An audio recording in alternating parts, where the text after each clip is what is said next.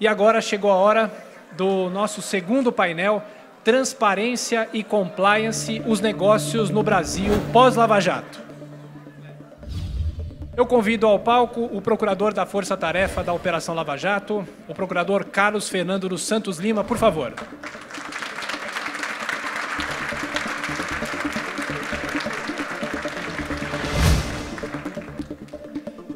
Convido ao palco o professor da Universidade de São Paulo, ele é um dos maiores especialistas em legislação de combate à corrupção, professor Modesto Carvalhosa.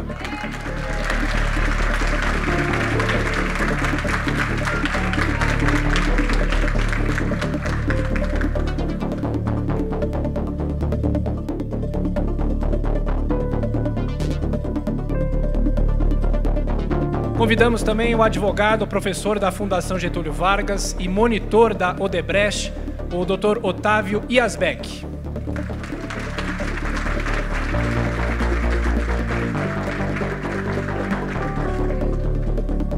Fechando os debatedores desse nosso segundo painel, convido ao palco o sócio fundador do VAR de Advogados e presidente do Instituto para a Reforma das Relações entre Estado e Empresa, Dr. Valfrido Jorge Vardi Júnior.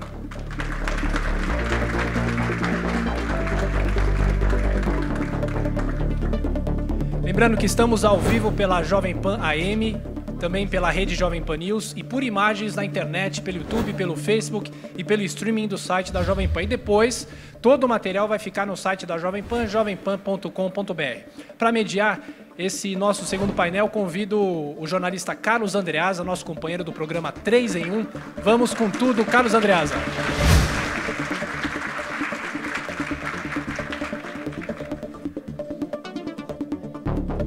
E antes, só para quebrar o protocolo, Augusto Nunes vai dar um recado para a sequência do nosso fórum. Eu só vou lembrar que vocês todos devem permanecer aqui depois desse debate interessantíssimo, porque já está entre nós a ministra Carmen Lúcia, presidente do Supremo Tribunal Federal, que vai fazer a sua fala em seguida. Tá? Já está aqui. Muito obrigado. Bom, e só lembrando, vocês podem fazer perguntas por escrito, as nossas secretárias estão circulando por aqui. Faça a sua pergunta por escrito, que a gente vai entregar as questões para o Carlos Andreasa. Bom debate a todos. Pessoal, bom dia, né? Para quem chegou agora, dando sequência aqui aos trabalhos. O professor Carvalhosa me deu aqui a deixa para uma questão geral, já que nós vamos falar sobre empresas, né? Quer dizer, a vida corporativa depois da Lava Jato, para que tratemos de uma coisa que tem tudo a ver e que é o debate do momento. Então, começo com uma pergunta geral a todos sobre impressões e, a partir daí, a gente vai desenvolvendo a conversa sobre o financiamento público de campanha eleitoral como substituto praticamente incontornável da proibição de 2015 do Supremo Tribunal Federal do financiamento empresarial. E a gente começa pela ordem, começa pelo doutor Valfrido e assim seguimos. Vamos lá. Muito bom. Muito obrigado. É um prazer estar aqui com vocês, diante de debatedores que eu admiro profundamente. Em 2007, eu escrevi um artigo, um título engraçado, A Empresa Pluridimensional. E eu dizia nesse artigo que havia uma incongruência no direito brasileiro, no tratamento da empresa. As empresas, sob o ponto de vista do direito societário, deveriam se engajar em relações contraprestacionais, ou seja, toda a contribuição que uma empresa desse a alguém, o pagamento que fizesse, deveria decorrer de uma contraprestação. E que esse fato se contrapunha à exigência da legislação eleitoral em matéria de doação empresarial, de que a doação fosse diletante, ou seja, que se tratasse de uma obrigação de mero favor, que as empresas fizessem pagamentos para financiar campanhas sem esperar nada em troca. E que, de fato, isso representava uma incongruência, sobretudo se, naquele momento, nós verificássemos que muitas das grandes empresas brasileiras haviam feito doações para todos os candidatos ao mesmo pleito, não é? Com base nesse artigo, citando bastante esse artigo, o ministro Toffoli relatou a ADIM 4650, que pôs fim à doação empresarial de campanha. Na realidade, pôs fim à doação de campanha por pessoa jurídica de direito privado. O fato é que isso não resume a história dos problemas que nós temos vivido em matéria de financiamento de campanha. Nós continuamos com uma autorização para doação de pessoa física, nós temos ainda espaço para doação por fundos, que não são pessoas jurídicas de direito privado, e, ao mesmo tempo, nós temos um problema de financiamento público de campanha. Quanto dinheiro os contribuintes brasileiros querem dedicar ao financiamento da sua democracia, num país com dimensões continentais como o nosso? Algum dinheiro deve ser dedicado a isso, mas certamente não 3,2 bilhões de reais. Essa é a minha opinião.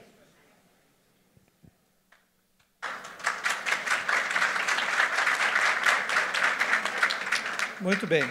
Eu creio que a questão de discutir a forma de financiamento político-eleitoral, está mal colocada. A questão, na verdade, é por que eles precisam de 3,6 bilhões. É simples. O nosso sistema político-eleitoral é caríssimo. Nossas eleições são caras, o nosso sistema é de muito marketing e pouca substância. Muitos concorrentes e partidos e pouca gente vinculada a um programa político, ideológico, econômico, que tenha alguma coerência. Se faz hoje política no Brasil para conseguir dinheiro público, seja diretamente pelos fundos, seja por tempo na televisão que depois é vendido. Isso é um fato. Então, antes de nós discutirmos como financiar isto, efetivamente, nós temos que discutir por que nós temos esse sistema e como torná-lo mais limpo, mais barato. Portanto, não cabe agora nós termos um fundo de 3,6 bilhões. Nós temos que mudar o sistema proporcional, não para o distritão, mas para um sistema que aproxime o eleitor do seu escolhido. Um sistema possivelmente distrital ou distrital misto. Nós temos que diminuir o número de partidos, efetivamente. Nós temos que ter uma justiça eleitoral que funcione, e não uma instituição que, no final das contas, nos remete ao, desculpem, papelão que foi o julgamento da chapa Dilma Temer. Depois disso tudo discutido e resolvido, nós podemos discutir efetivamente como financiar a política no Brasil. Obrigado, deputado Fernando. Professor Carvalhosa. A questão fundamental é o seguinte: o Congresso Nacional não tem legitimidade para fazer uma reforma política. Reforma política...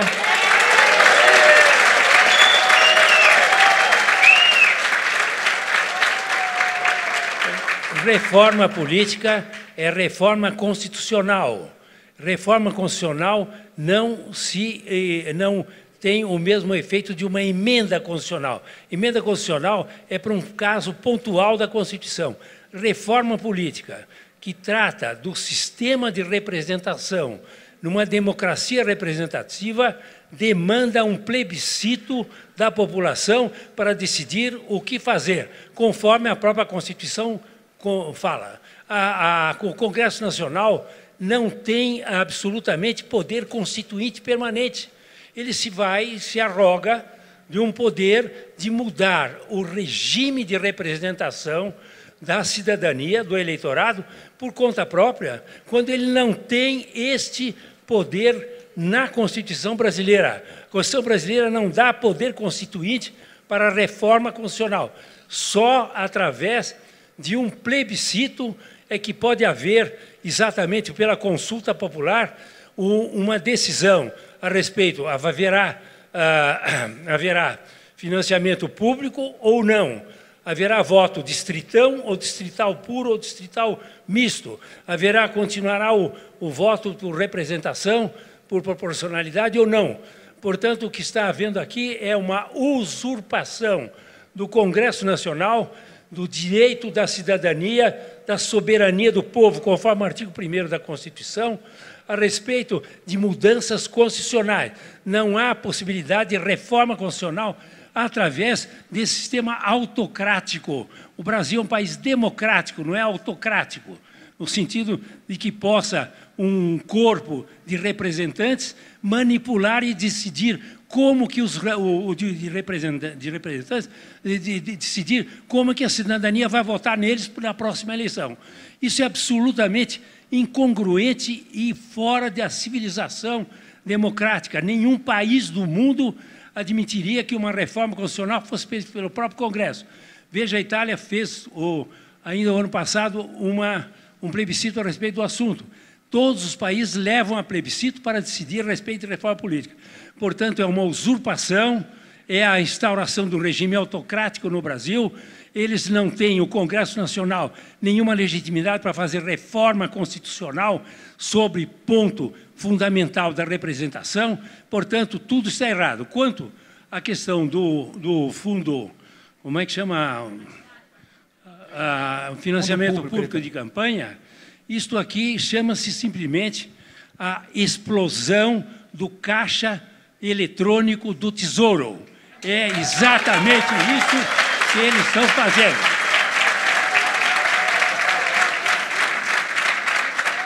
Explodindo o caixa eletrônico do Tesouro Nacional, contrariando, inclusive, o princípio fundamental da Constituição, que não pode haver despesa sem a respectiva receita. Como é que vão ter 3 bilhões, 600 milhões, se não há receita necessária? Portanto, o que está havendo é uma usurpação de poder, um caos institucional trazido pelo Congresso Nacional e que eu acho que a sociedade civil deve se mobilizar imediatamente junto ao Supremo Tribunal Federal e ir nas ruas para pôr cobro a esse tipo de... Doutor Yazbek.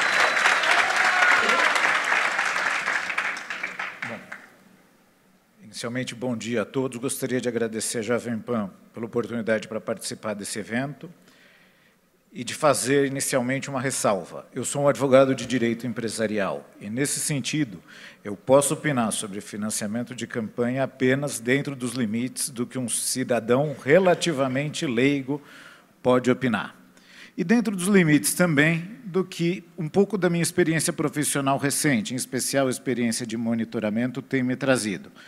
E quais são as preocupações que me vêm à cabeça quando eu penso na questão a partir desse ponto de partida?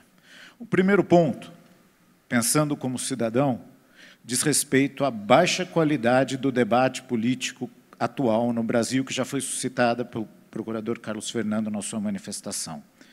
Nós temos um debate político que é, em larga medida, feito por marqueteiros, para não dizer completamente feito por marqueteiros. E um debate político que é muito caro para a baixa qualidade que ele apresenta em termos de aprimoramento das nossas práticas. E aí é que me vem a pergunta.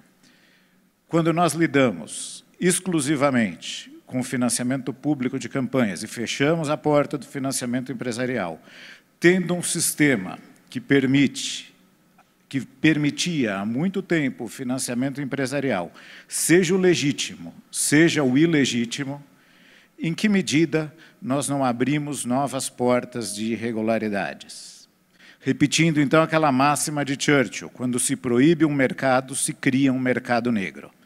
O que me preocupa, então, na discussão sobre o financiamento público de campanha, embora eu veja a posição do Supremo Tribunal Federal com a maior simpatia, e embora eu ache que a campanha, a última campanha eleitoral, sem dinheiro privado, foi um pouco menos incômoda para o cidadão,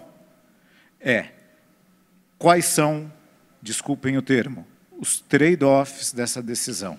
Quais são os efeitos colaterais que ela pode trazer? Que outras portas nós não abrimos? Porque as empresas brasileiras de grande porte continuam se relacionando com o poder público. E as práticas dessas empresas talvez ainda não tenham mudado tanto quanto precisariam, das empresas e dos nossos políticos. Doutor Yazbek, eu vou fazer o sentido contrário agora, né, e continuar com o senhor. É natural que a sociedade se volte para a classe política, né, para as consequências da Lava Jato sobre a classe política.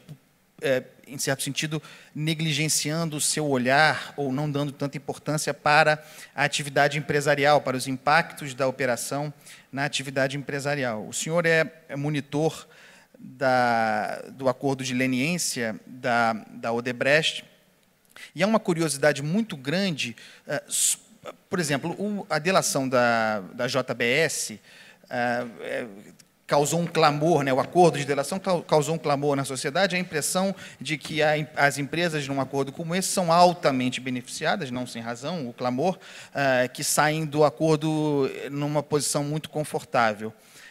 A realidade, no entanto, do que é feito em decorrência do acordo de leniência dentro de uma empresa como essa é pouco conhecido. E o senhor tem experiência a esse respeito. Como é, por exemplo, a sua atividade de monitor dentro de uma empresa e a que ela está submetida? Que respostas ela precisa dar?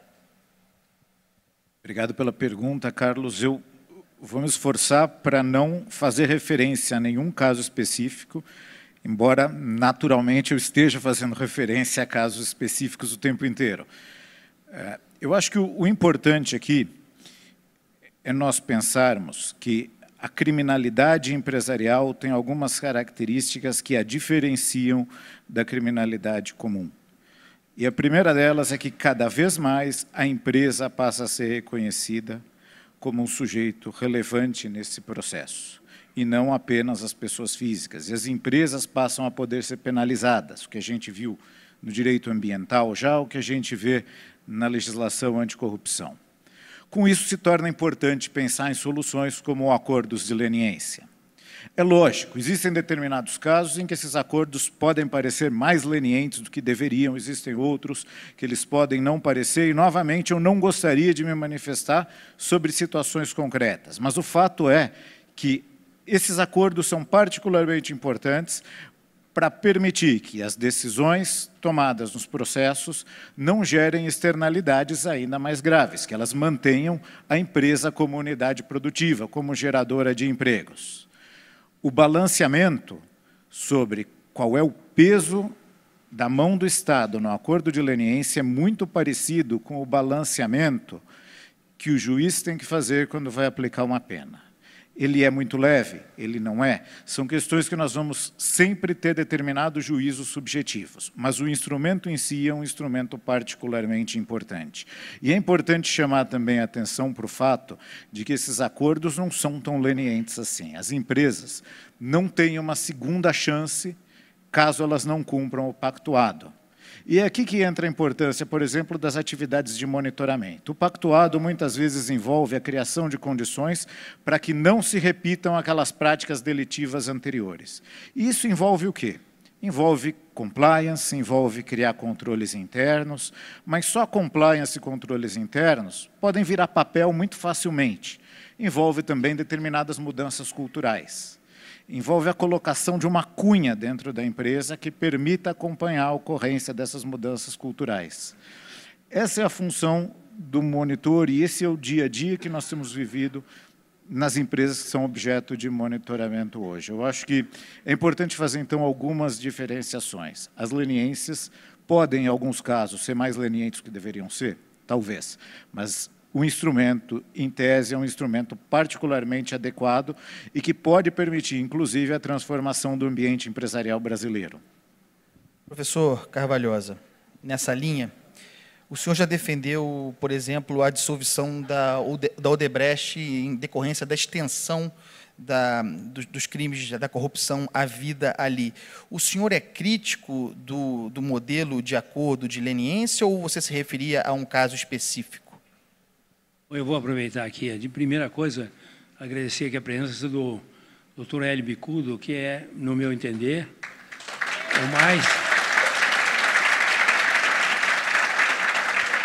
o mais ilustre brasileiro que conhecemos, pelo seu exemplo, pela sua coragem, inclusive no tempo da ditadura militar, e que prosseguiu com toda a sua força nos recentes acontecimentos do país, tomando a dianteira em questões cruciais. Pode que a presença dele aqui honra sobremaneira o evento e honra sobremaneira todos os demais presentes. A segunda coisa que eu quero lembrar é que o que eu falei aqui, que até eu tenho a impressão que houve uma boa receptividade, está num artigo que eu publiquei hoje no jornal O Globo, do Rio de Janeiro, que conta exatamente todo o roteiro desse meu raciocínio, que talvez pudesse convidar vocês a lerem esse artigo no Globo. A questão da leniência, eu diria o seguinte: a leniência ela foi concebida em qualquer lugar do mundo, e aqui também pela lei anticorrupção, como algo que se poderia solicitar, ou alguém poderia fazer das empresas, que fosse a primeira delas de um cartel, por exemplo. Eu sou a primeira de um cartel, o cartel da Petrobras, tem 14 ou 18 membros do cartel, eu vou lá correndo e conto os demais como é que funcionava o cartel. Então, e como é que os demais também se funcionavam o cartel. Então, eu, como primeiro, tenho possibilidade de ter a leniência.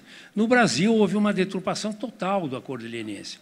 O acordo de leniência qualquer um pode fazer. Se o acordo de leniência tem finalidade, exatamente, de mostrar como funciona o esquema, a organização criminosa de um cartel, como o caso da Petrobras existindo, realmente, como é que os 18, ou 14, ou 4 que puderem, ou os que fizerem, 10, ou vão lá e um conta que o outro fez um outro fez outro, A fez B, B fez B, C fez D.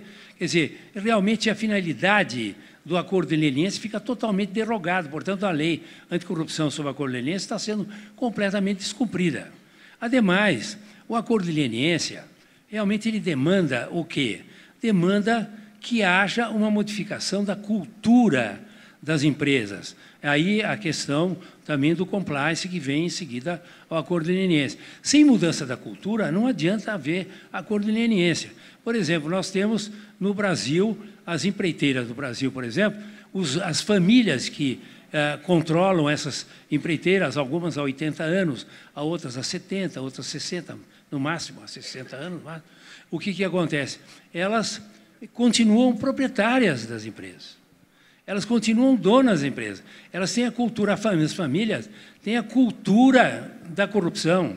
Por exemplo, agora o senhor Marcelo Odebrecht falou, ontem eu li no jornal, que quer voltar à presidência da Odebrecht. Então, nós vamos verificar que não existe modificação na cultura daqueles que controlam a empresa.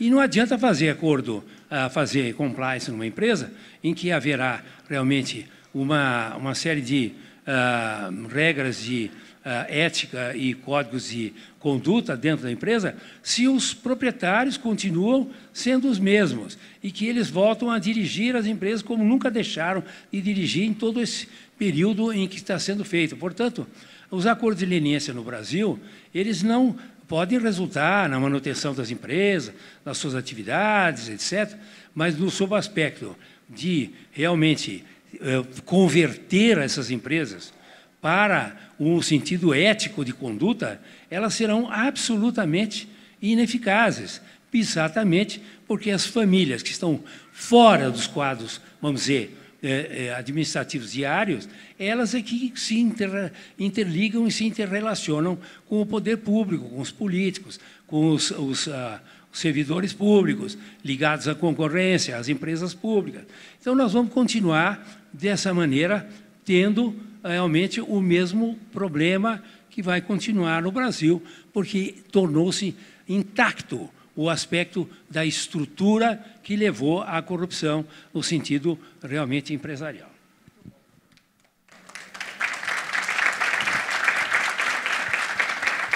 Doutor Carlos Fernando, uma curiosidade. Durante as negociações de acordo de delação ou mesmo de leniência, né, os acordos de delação com executivos e os de leniência com as empresas propriamente, eu sei que o senhor participa dessas negociações, a força-tarefa, né, o conjunto de procuradores de que o senhor faz parte, tem preocupação? Deve ser uma preocupação dos senhores a saúde futura da empresa em questão, da empresa investigada, quer dizer, considerando que gera empregos, etc. e tal, é uma preocupação ou não deve ser uma preocupação do Ministério Público?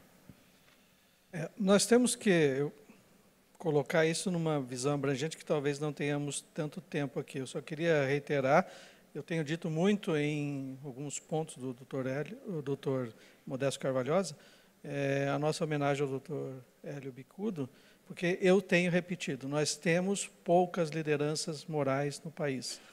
Já houve um tempo que eu olhava no comício das diretas, lá Ulisses Guimarães, Tales Ramalho, Teotônio Vilela, Leonel Brizola, e acreditava. Hoje eu olho e não acredito, e uma das poucas pessoas que eu ainda acredito é o doutor Hélio Bicudo, aqui presente.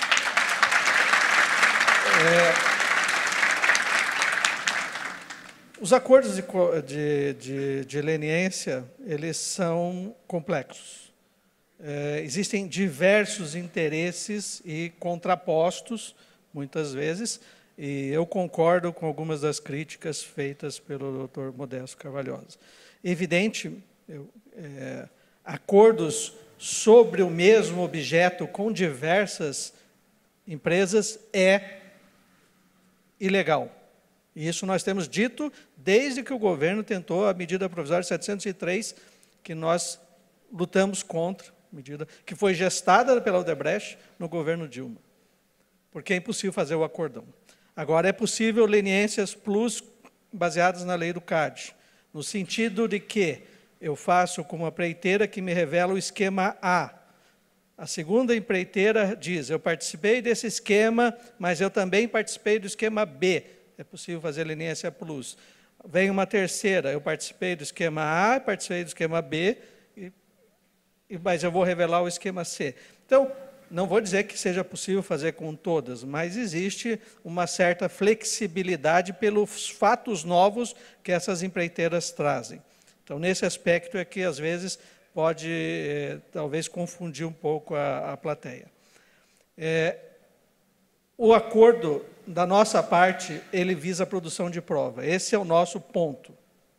O nosso ponto é o quanto aquelas provas são necessárias para derrubar esquemas criminosos, organizações criminosas, o quanto nós precisamos. Nós não fazemos acordo para salvar empresas. É claro que eu entendo que esse é o interesse da empresa. Não posso negar, é o fato. Eu também acho que eu devo, num acordo, porque um acordo é uma transação entre as partes, entender o outro lado. Ele deve entender o meu. Entregue todos os fatos e nós vamos aplicar-lhe uma pena e um ressarcimento que não inviabilizem a empresa. Obviamente, até porque, caso Odebrecht, são 20 anos para pagar. Eu preciso que essa empresa ressarça os cofres. Mas ela ressarça licitamente. Ela ressarça com dinheiro ganho licitamente. O que é muito difícil no Brasil, quando se trata do poder público. Por quê? Porque há uma resistência muito grande contra as empresas que fazem acordo com o Ministério Público. Elas passam a ter uma dificuldade muito grande junto ao governo, pelos fatos que elas mesmas revelaram, que eram desconhecidos e atingem esse mesmo governo. Então, essa reação política me preocupa muito. Nós precisamos ter um sistema republicano em que esses fatos não contaminem as relações.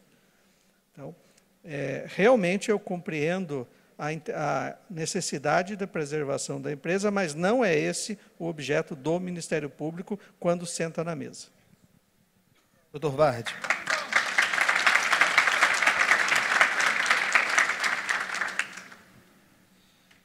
Dr. Vardi, o senhor é um dos maiores especialistas na relação entre sociedade civil e atividade legislativa, né? Aquilo que se convenciona chamar de lobby, né? E algo que é muito mal visto pela sociedade, a meu ver erradamente, mas que fica aprofundado no caso agora da percepção popular, com a proibição, por exemplo, do financiamento empresarial. Acho que isso aprofunda uma criminalização das chamadas frentes parlamentares, que é uma atividade legislativa. O que é possível fazer em termos de avanço de regulação para que a defesa de interesses legítimos, de grupos legítimos, seja compreendida pela sociedade? Isso, afinal de contas, é a consequência, mas que funcione, que seja algo compreendido como normal, natural e até bem visto. Muito obrigado pela pergunta. Eu acho que algumas coisas foram ditas aqui que são muito importantes para esclarecer as pessoas. Nós não vamos ter um combate efetivo e definitivo à corrupção se nós não eliminarmos da nossa legislação uma série de elementos que promovem a corrupção. A falta de disciplina do lobby pré-eleitoral, uma indisciplina do lobby pré-eleitoral, ou seja, falta de regulação de financiamento de campanha, uma regulação adequada, que não promova, que não excite, não é, relações espúrias entre empresa e Estado, dá causa à corrupção sistêmica. De mesmo modo, a falta de regulação ao lobby pós-eleitoral, ou seja, o acompanhamento que toda a sociedade civil deve fazer, não é, da atuação dos agentes públicos, mas que, sobretudo, as empresas fazem, porque as empresas não descuidam dos seus interesses, não é? A disciplina desse lobby pós-eleitoral também é fundamental. Nós hoje temos quase 400 frentes parlamentares em funcionamento, discutindo interesses da sociedade civil no parlamento, pavimentando uma relação entre a sociedade civil e o parlamento. Quase todas elas tratam de interesses econômicos de empresas. A pergunta que eu faço é: qual é a regra que disciplina as frentes parlamentares hoje no Brasil? Apenas uma. Uma norma da mesa diretora da Câmara dos Deputados que diz que as frentes parlamentares não podem ser financiadas com dinheiro público, ou seja, têm de ser financiadas com dinheiro privado. Dizer isto, e tão somente isto, significa um incentivo à corrupção. Nós precisamos regular isso, olhar para outros países, verificar a experiência brasileira. Do contrário, nós vamos ter o Ministério Público, a Polícia Federal, num trabalho sem fim de combate à corrupção. Nós vamos ter uma desnaturação do acordo de leniência, que, no final das contas, vem sendo ostentado como uma salvação da economia nacional, e não é para isso que ele serve, não é? Portanto, nós precisamos regular efetivamente o lobby. Não quer chamar de lobby? Usa outro nome. Mas, no fim do dia, o poder econômico irá se aproximar do Estado, porque precisa do Estado, irá se aproximar de governos, porque precisa de governos, e nós, cidadãos, temos o interesse que essa relação se dê da maneira mais republicana possível e que nós também tenhamos direito de fazer pressão sobre os agentes públicos. Essa é a questão. Esse me parece o problema. Nós temos agora... Eu acho que esse relógio está errado, esse tempo não está certo, mas, no final das contas, nós temos pouco mais de 6 minutos para concluir o nosso debate. Não dá tempo de fazer pergunta, mas eu queria convidá-los, a partir do Dr. Vardi, que façam uma breve consideração final acerca dos temas discutidos aqui. Eu acho que foi um debate de altíssimo nível e eu desde já agradeço a presença de todos. Obrigado pela oportunidade de tecer comentários finais. Eu pertenço a uma geração que acompanhou o impeachment do presidente Collor, eu e o Otávio, né? E acompanhou uma série de escândalos. Não, acompanhamos. Os outros também. Mas professor, o senhor viu muito mais do que nós. Essa é a questão. Essa é a questão. Mas o fato é que nós temos, a minha geração e a do Otávio, tem acompanhado um ciclo de voos de galinha com escândalos de corrupção no Brasil. E a gente gostaria muito de ver isso acabar, não é? A gente está no calor dessa discussão e nós vamos ter muitos desdobramentos. Me parece que a Polícia Federal e o Ministério Público vão trazer muitas surpresas para nós, pelo menos é o que a gente imagina, nos próximos meses, talvez anos. A questão é que, uma hora, isso tende a arrefecer, e não porque o combate parou, mas porque nós conseguimos conter a corrupção. E é isso que se espera. Do contrário, nós não teremos um desenvolvimento sustentável para o país. Nós não teremos dignidade para as pessoas, nós não teremos pujança para as empresas, nós não teremos renda efetiva. E sem isso não é possível construir um país. Esse é o meu ponto.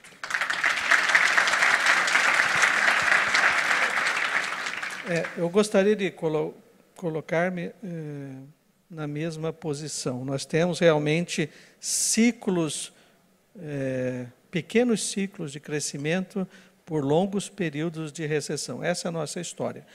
E eu vejo os economistas querendo nos ensinar, procuradores da República, economia. Eu até fiz 3 anos de economia e descobri que eu seria um economista medíocre. E talvez não tenha aprendido, mas eu conheço a análise amoral feita, e isso não tem nada errado, é assim mesmo. Deve ser assim que a economia é analisada. Entretanto, a política e a lei trazem moralidade para esse sistema. E nós não podemos esquecer nunca disso. E este é o problema das soluções econômicas. As reformas podem ser necessárias, eu não vou discutir isso. A questão toda bastam estas reformas? Ou elas são somente um momento em que nós vamos novamente pegar o impulso para um novo voo de galinha? Este é o problema do Brasil.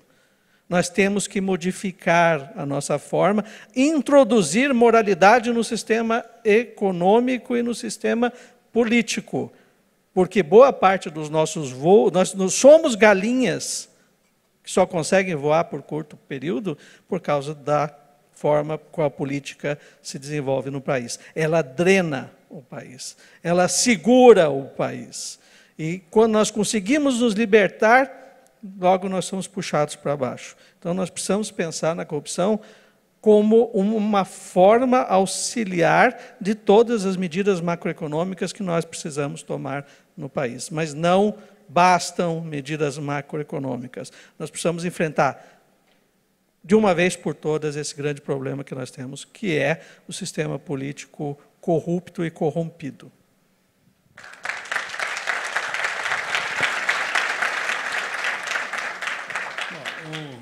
O Carlos Fernando Lima e o Valfrido já falaram o suficiente sobre o assunto, que eu quero só arrematar dizendo o seguinte, que nós precisamos, para nos livrarmos realmente dessa situação de opressão, de termos dominados por organizações criminosas que se tornaram os partidos políticos no Brasil e, naturalmente, as empresas que estão ligadas a esses mesmos partidos, no sentido de fazer uma reforma estrutural no Brasil. Essa reforma estrutural no Brasil, ela tem que ser, portanto, ligada à modificação dos próprios fundamentos da economia, dos próprios fundamentos do exercício do poder, do exercício da política no Brasil, os próprios fundamentos também do exercício do serviço público no Brasil, acabando, naturalmente, com os privilégios em que o Brasil hoje é dividido em 2 classes totalmente diferentes, a classe do setor público e a classe do setor privado, e que realmente não existe mais nenhuma ligação com a outra, a não ser a ligação de pagamento de impostos do setor privado para o setor público. Portanto, uma reforma, uma nova Constituição precisa ser pensada no Brasil, não uma Constituição com 1000 artiguinhos, mas uma Constituição com 80 artigos, que possa realmente mudar a estrutura do país, a estrutura total da política no Brasil. E para a eleição de 2018, nós precisamos preparar esse tema e também preparar candidatos independentes que possam realmente substituir os atuais quadros que estão aí. Nós temos que batalhar junto ao Supremo Tribunal Federal no reconhecimento de candidaturas independentes, apresentar as candidaturas independentes e realmente levá-las à eleição com um voluntariado da sociedade que queira realmente participar da política, sob pena de nós ficarmos, como disse aqui o nosso querido Lima, no sentido realmente de voo de galinha, sempre voltando à mesma coisa, sempre voltando à mesma sistêmica corrupção, e aí por aí, e o país se degradando, o país perdendo a sua identidade, como diz o ministro Barroso, Supremo Tribunal, nós perdemos já a identidade, não temos mais nem identidade no Brasil, pela militância diária de maldades que a classe política faz à sociedade brasileira. Portanto, vamos nos reunir para uma nova Constituição, vamos nos reunir para candidatos independentes em 2018, é a minha sugestão.